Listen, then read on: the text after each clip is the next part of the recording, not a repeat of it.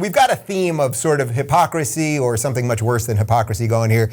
This next video, this is Ben and Jerry, you know, these hippie 60s ice cream people. They did an absolutely debacle. I mean, a true disaster of an interview with Axios. We've got about a minute of it right here. If you disagree with the Israeli government policy, why not just stop sales completely?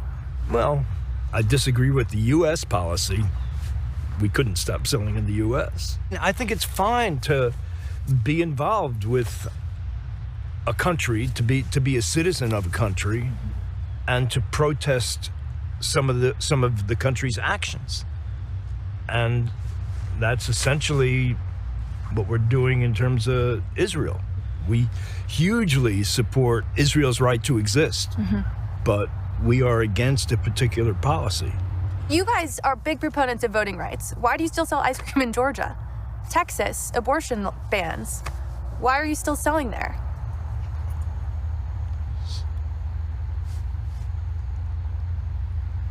I don't know. I mean, it's an interesting question. I don't know what that would accomplish. We're working on those issues of voting rights and I don't know. I think you ask a really good question, and I think I'd have to sit down and think about it for a bit.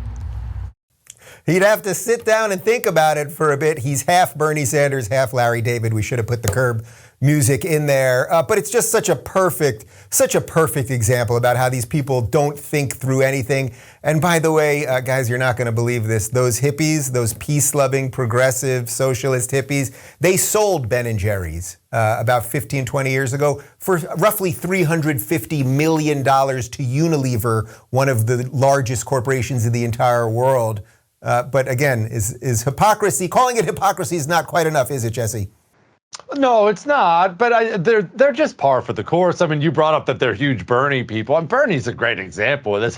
What did he have, 3 houses while espousing all that communist crap he throws out there? But again, it's not hypocrites. That's what socialism is. That's what communism is. It always works out that way. It's always for the peasants, right? It's always for the ones they should rule over. It's never for them. They all want the finer things in life. They just believe they should rule and deny you the finer things in life because they are the gods that'll hand out the economy or hand out the equality that they believe the world should do. That's why the whole thing has been such a joke. It's why it's rejected all the time. It's why it fails all the time, because nobody can take in that much power and not want more of it, or that much money and not want more of it. It fails all the time for a reason, and those guys are a great example. Sydney, this kind of reminded me of the Sanjay Gupta, Joe Rogan thing from this week, that when basically these people who are treated with kid gloves all the time in media appearances, when they have to do something a little more long form, and I doubt that Axios is like the most difficult place, you know, that woman, she's perfectly fine, obviously, but like I don't think this was like they walked in thinking this was going to be the hardest thing ever, that they completely fold because they really don't know what they're talking about, which is exactly what happened to Sanjay with Rogan. I know, and it's, you know, I don't know if you guys are like me, but I get the worst secondhand embarrassment watching this stuff because like that pause and he goes, I don't know. Oh my God. I thought my heart was going to explode. It's so awkward to listen to. But I mean, you're right. At the end of the day, if you receive no pushback on anything that you ever say out in the world or ever put out into the world as a general rule, when you do come into contact with somebody who questioned you, and she was being very nice, that interviewer, just by the way, she was being very, very polite and very nice. If you still can't answer a question, then it really goes to show that you haven't thought through your position, which I think when it comes to ice cream people, I'm not really surprised by that in any capacity because they do slacktivism. It's that thing where, let's put Colin Kaepernick on a ice cream tub and that's going to be the end of it. Let's make our millions in sales. We'll manipulate the crap out of the population. Then we take our money home and we sit up on, in our nice little house away from all the plebs and we go, ha ha ha, look, we did our good thing for the day. So I don't know. I mean, I'm not surprised by these people being as dumb as 2 short planks because that's kind of what they do, but they are really good at manipulating us. I think that's what's funny about it. The people who buy into this, I pity them. Elijah, the longer I do whatever it is that I do here, the more it's obvious to me that my old former team, pretty much everybody, and there's almost no exclusions to this, it's not necessarily that they're bad people, although there are some bad ones at the top, But pretty much everybody just does not think about anything. They just think the world exists because it should exist and it's the way they want it to be, and they have to keep, replicating it to be the way they want it to be. But they just don't think about anything. So then you get asked like the most basic question and you completely freeze up. Yeah, I mean, this comes into worldview. I mean, when you think the world's been around for billions and billions of years, it always was and it always will be, then there's not much incentive to really think about things. It's just to keep things going. And if you think the world's just a machine and a mechanism with no purpose, then you don't need to have a purpose. You just need to react.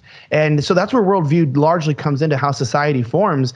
And these people are just not awake. They don't process information in any tangible way. And Dave, this makes me miss, I'll tell you this. So this was sort of a white pill for me because, this makes me miss the college wars of like 2016, 2017. Those are the good old days. Oh, yeah. I mean, you were right in the thick of that. I mean, I remember going to protests. I was laughing right now. I was watching some old protest footage, going out there, asking people, about Donald Trump, and people telling me Donald Trump was Hitler's nephew and asking them like I thought they were joking, and then being like, no, he is. And you're like, okay, so apparently being mentally ill is no longer a disability. It's a common trait of our current society.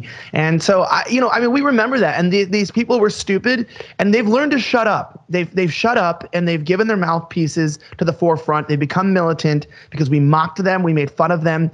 And the sad part is they didn't learn to become smarter. They are not trying to become smarter, like Jesse said, because they're not hypocrites because they're dumb.